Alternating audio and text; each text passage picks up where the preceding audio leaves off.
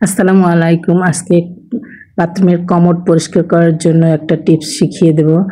এই জন্য লাগবে একটা মাস্ক, একটা লাক্স সাবান নিয়েছি, আর নিয়েছি ন্যাপথলিন। মাস্কের একটা সাইড আমি কেটে নিয়েছি, দেখেন ভিতরটা ফাঁকা হয়ে গিয়েছে। এখন ফাঁকা অংশে আমি সাবানটা ভরে দেব। আপনারা ইচ্ছে করলে বাসায় টুকরা সাবানও ইউজ করতে পারেন, ব্যবহারের পর যে টুকরা সাবান থাকে।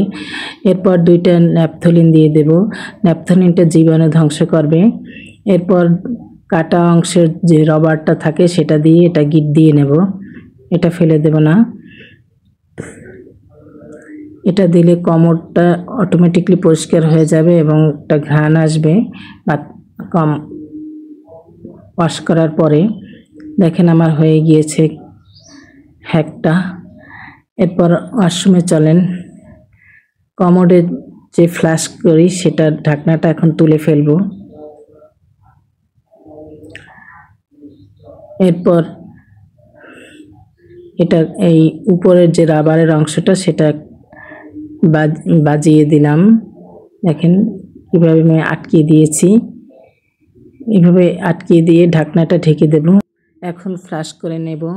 দেখেন সাবান পানিতে পরিষ্কার হয়ে